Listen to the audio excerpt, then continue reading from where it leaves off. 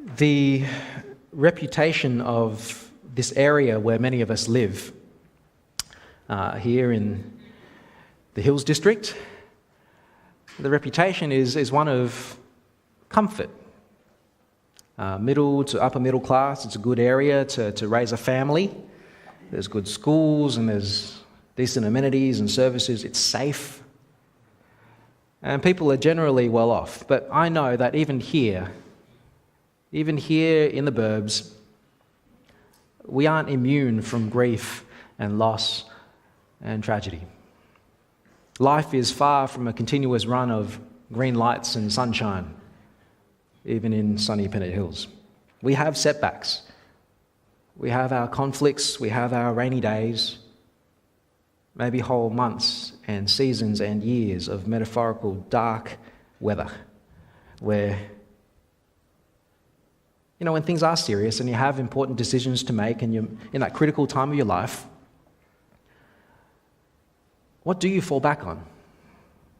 Where do you turn?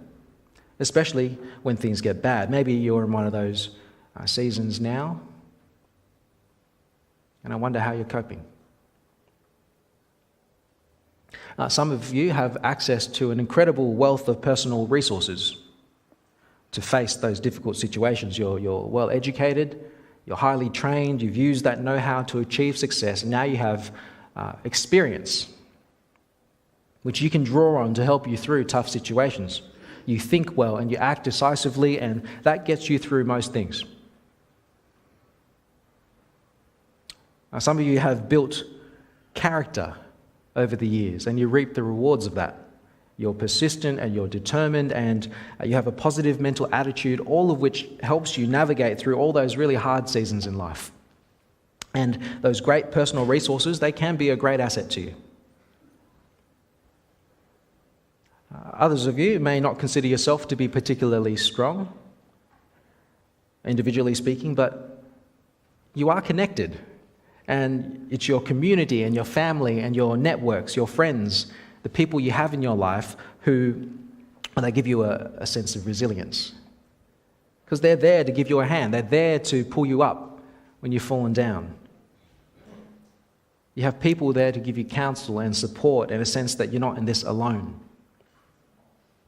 And together with your people in your corner, there is no obstacle you can't ascend.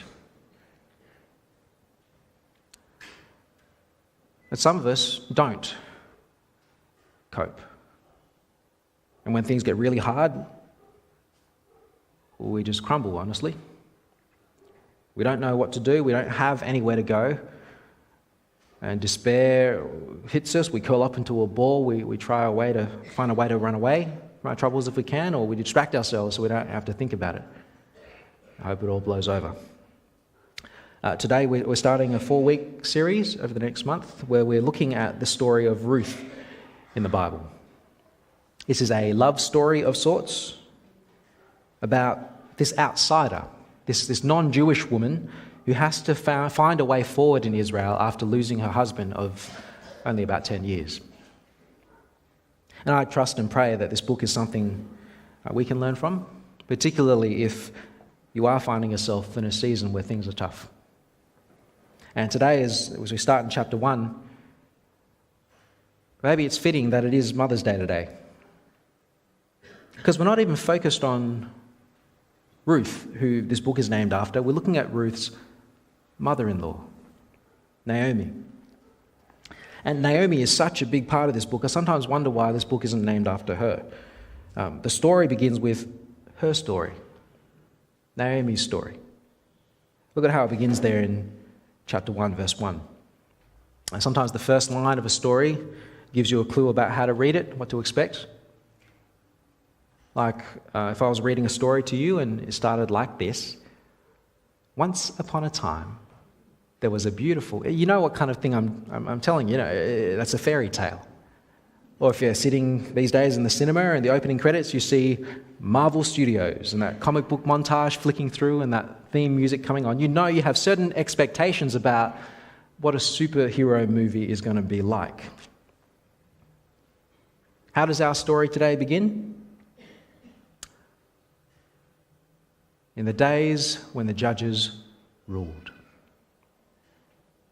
And let me suggest to you that that doesn't just give you a historical time frame to put this story in. You may or may not care that the story is set in the period between 1200 and 1000 BC in the Near East, which is the period when the judges reigned. What's more significant is knowing a bit about what life was like in the time of the judges for your average Israelite. And in short, life was a mess in that period. The book of Judges is just before this book, so if you have your Bibles in front of you, you look back just half a page, and that final verse of the book of Judges reads like this. Judges 21:25 says this: "In those days Israel had no king, and everyone did as they saw fit." Anything goes. For a period of about 200 years, from the time they first settled in the land up until Israel's first monarchy, the people seemed to be just doing whatever they wanted to do. And it was chaos. And there'll be these wild swings in the graph of Israel's national life in terms of how close they were following God's ways, how strong they were as a country compared to the neighboring countries, and even their internal stability. It was up and down. They were just seesawing their way through about 200 years of history. And there were these odd times where things were good, really good, where God would raise up a leader called a judge who would rally and lead the people and help them to walk according to God's ways. And in that judge's lifetime, he'd hold it together. There was one female judge, but mostly they were men. They held things together, and things would be relatively stable for a time. But as soon as any judge finished their term or when they died, what seems to happen is that the people would scatter again and forget God and go off and do whatever they wanted to do. And so God would let their enemy armies rise up again, and God would smash them. He would let natural disasters afflict the land to get their attention. And so Israel found themselves seesawing their way through those 200 years, sometimes following God's rules and God's ways, but most of the time not.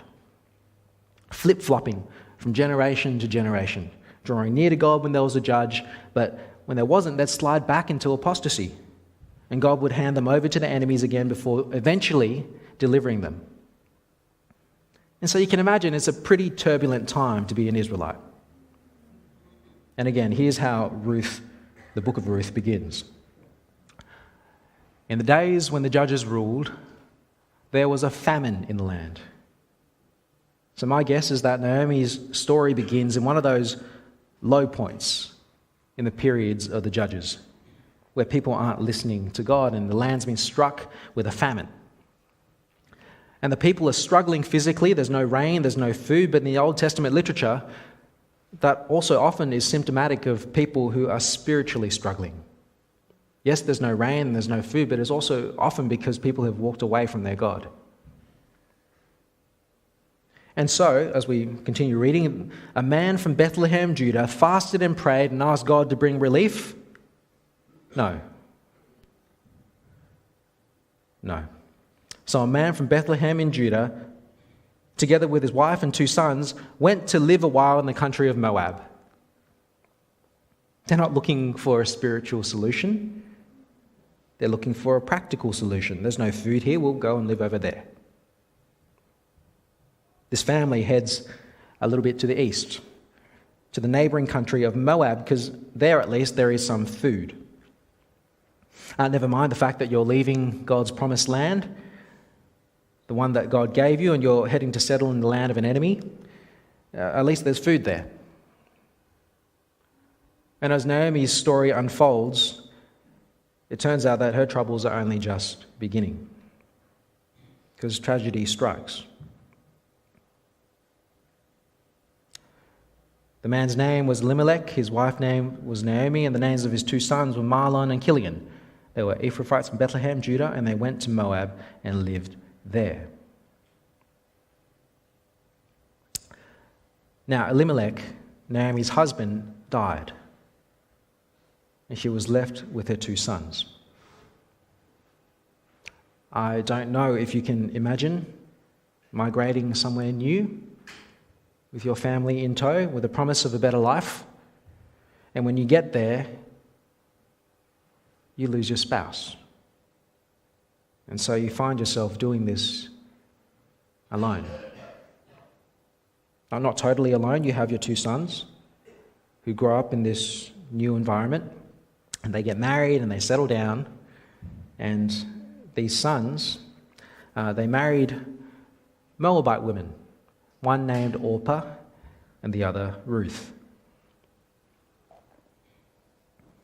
There were specific laws in the Old Covenant that said if you were an Israelite, there were certain people that you weren't meant to marry. You could technically marry a Moabite on a technicality, because that nation isn't named in this next reading we're going to have a look at. Deuteronomy 7, this spelling out of the law, says this: when the Lord your God brings you into the land you are entering to possess and drives out before you many nations, the Hivites, Girgashites, Amorites, Canaanites, Perizzites, Hivites, Jebusites, no Moabites there, 7 nations larger and stronger than you, and when your Lord has delivered them over to you and you have defeated them, you must destroy them totally. Make no treaty with them. Do not intermarry with them. Do not give your daughters to their sons or take their daughters for your sons, for they will turn your children away from following me to serve other gods. But Moab was excluded from that list. Technically, it isn't against God's law to marry a Moabite. But you run a similar risk, I think, don't you? The danger was that you might start following your spouse's religious practices. Even then, the relationship between Israel and Moab wasn't great historically. So you get later in Deuteronomy laws like this: no Ammonite or Moabite or any of their descendants may enter the assembly of the Lord, not even in the 10th generation. For they did not meet you with bread and water on your way when you came out of Egypt, and instead they hired Balaam, son of Beor, to pronounce a curse on you. The relationship between these two nations was rocky at best. And so you get the impression that the most correct Jewish thing to do was not to move to Moab and to marry into that people group. But it seems that Naomi and her sons, they're practical and adaptable kind of people, and they're looking to start a new life in this new country. They begin to lay down some roots, minus Dad, who's passed away. And the boys have now grown up in Moab. They've met a girl, they've settled down, they've gotten married. And after they've been there about 10 years, both Marlon and Killian also died. And Naomi was left without her 2 sons and her husband. It just gets worse and worse for Naomi. You got to feel for this woman who's been bereaved of her children and her husband, and she finds herself on her own in a different country to where she grew up. What is she supposed to do? What would you do? And the sadness of the situation aside, how are they even going to survive? It is not like how it is in Sydney, where women have these opportunities to be financially independent. What options are left to her? She's an older woman now, without a husband, without sons, in a foreign land where she has no family. Maybe you just throw in the towel and you give up. Just too hard. It's too much. But then she hears news that the famine in Israel is over. It's likely that in those 10 years she's been away, somewhere in that time a judge has come to power and is starting to get the people back on track again, back in Israel. Either way, there's food in Israel again. So verse 6. When Naomi heard in Moab that the Lord had come to the aid of his people by providing food for them, she and her daughters-in-law prepared to return home from there. With her 2 daughters-in-law, she left the place she had been living and set out on the road that would take them back to the land of Judah. And she's not totally alone, is she? She has these 2 daughters-in-law with her. These 2 who are also grieving in their own right because they've just lost their husbands. And you get this picture of 3 women, this whole family unit that's left in crisis. And Naomi's plan is to go back to Israel. But she knows there's nothing for the girls there. They're foreigners, Moabites of all things, and Israel isn't very kind to Moabites. Who's going to marry a Moabite woman who's been married before? And they're better off going back to their own homes, making the best of the terrible situation that they can, however they can. Maybe they can still scratch a life for themselves back with their parents, or maybe as a widow in that time, you might be able to marry again. It's going to be tough either way, but in Naomi's mind, maybe Orpah and Ruth are still young enough to maybe find another husband, and so she urges them in verse 8 to go. Naomi said to her daughters-in-law, "Go back, each of you, to your own mother's home. May the Lord show you kindness as you've shown kindness to your dead husbands and to me. May the Lord grant that each of you will find rest in the home of another husband." Then she kissed them goodbye. But they wept aloud and said to her, "We will go back with you to your people." But Naomi said, "Return home, my daughters. Why would you come with me? Am I going to have any more sons who could become your husbands? Return home, my daughters. I am too old to have another husband, and even if I thought there was still hope for me, even if I had a husband tonight and then gave birth to sons, would you wait till they grew up? Would you remain unmarried for them? No, my daughters, it is more bitter for me than for you, because the Lord's hand has turned against me." At this they wept aloud again. Then Orpah kissed her mother-in-law goodbye, but Ruth clung to her. "Look," said Naomi, "your sister-in-law is going back to her people and her gods. Go back with her." But Ruth replied, "Don't urge me to leave you or turn back from you. Where you go, I will go. Where you stay, I will stay. Your people will be my people, and your God, my God.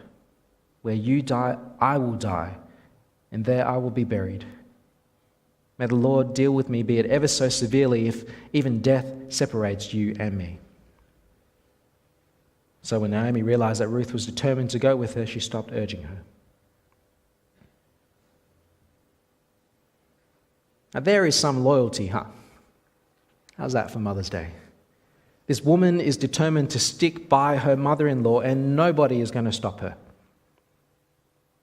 If you take what Ruth says there literally in that last speech, she is not even going to let death separate them. She's going to make sure that they even get buried in the same spot, so that even then they'll be together. What is in it for her? Maybe Ruth really had nowhere else to go, which is why she wouldn't be shaken off. She wanted to stick with her mother-in-law. But I don't think that can be right, because Naomi knew Ruth had a family she could go back to, which is where she wanted to send Ruth back to her mother. Like she sent Orpah back to Orpah's mother. Somewhere, Ruth had somewhere she could go in Moab. So maybe they developed such a good relationship through the son, her husband, who's now died. And these 2 women had grown close because of that. And that could be true, I don't know. We're not told about their relationship, other than these actions that Ruth takes. What I suspect is that Ruth didn't want to leave Naomi, because if she left Naomi, Naomi would have no one. No one else is going to take care of this older woman if Ruth leaves her alone. And so I think Ruth stays with Naomi out of love and compassion and care. And she's determined to do what she can to look after her bereaved mother-in-law, who's already gone through so much. What's in it for Ruth? I don't think she's actually thinking about herself at all. I think the only thing she's thinking about is how she can care for Naomi in all of this, which is incredible. And so off they go, the 2 of them alone on the road back to Bethlehem, Judah. Verse 19. So the 2 women went on until they came to Bethlehem. When they arrived in Bethlehem, the whole town was stirred because of them, and the women exclaimed, "Can this be Naomi?" "Don't call me Naomi," she told them. "Call me Mara, because the Almighty has made my life very bitter. I went away full, but the Lord has brought me back empty. Why call me Naomi? The Lord has afflicted me. The Lord Almighty has brought misfortune upon me." So Naomi returned from Moab, accompanied by Ruth the Moabite, her daughter-in-law, arriving in Bethlehem as the barley harvest was just beginning. If you have a Bible with footnotes, they'll explain to you the fuss with the names. The women of Bethlehem, they didn't expect to ever see Naomi again. It's been at least 10 years. And they're like, "Hey, look, everyone, Naomi's back." But she's saying, "Don't call me Naomi." That the name Naomi in Hebrew means pleasant, I think is what our footnotes tell us. And Naomi says, "There's nothing pleasant about my life. Not anymore. No, you call me Mara." And that name means bitter. Because that's how she's feeling. That's her life now. Bitter. And that's a statement. You introduce yourself to someone and you say, "Hello, my name is bitter," because that is my life. Now, speaking of meanings of names, what do you think Ruth means? We've lost that word in English over time. It used to be an English word, it slipped out of usage, and I suspect no one knows it anymore. But we've retained its opposite, ruthless. It's a word we still know and still use. To be Ruth is to be the opposite of ruthless. Not harsh, not rough. In Hebrew, the name means to be a compassionate friend. And I can't help but think that the meaning of that name comes from this character. She defines the word. She's the original, after whom everyone else is named. To be Ruth is to be like her. Most of us don't quite have the same level of symbolism in the names we give to people, especially how we pick names for our children. We think a little bit about what it means. You avoid the really silly ones, but often you pick a name that sounds good potentially as it matches with your last name.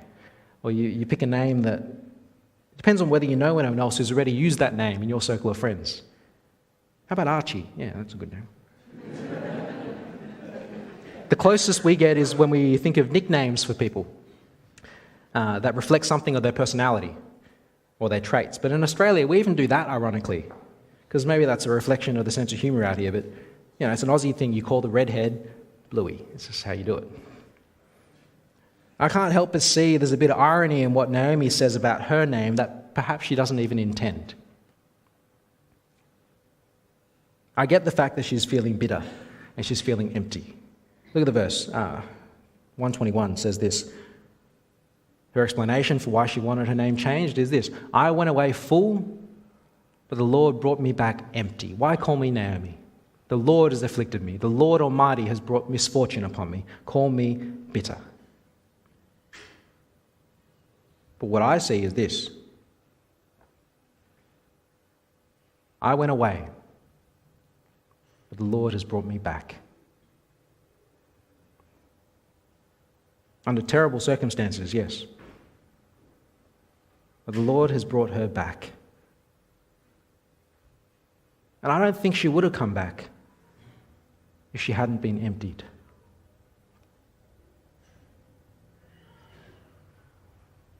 Some of us are like that, aren't we?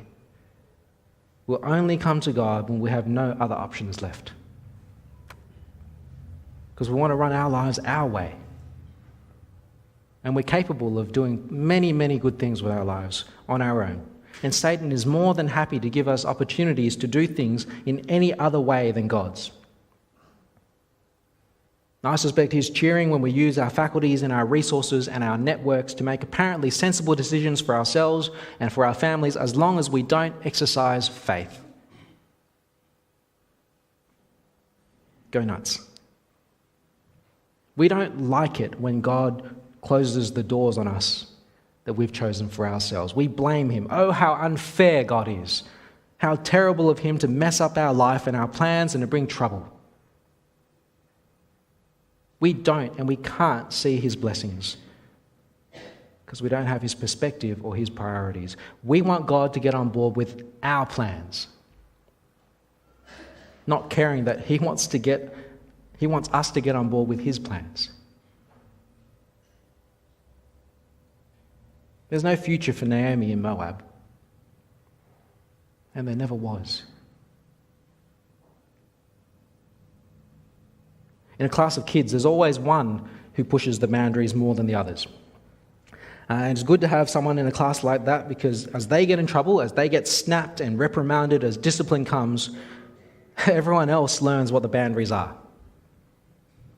They watch and they learn. What are you learning from Naomi this morning? Think about the direction of your life. Think about where God would have you. Or are you off somewhere in Moab making a life for yourself? Are you walking with God? And what will it take for you to come back?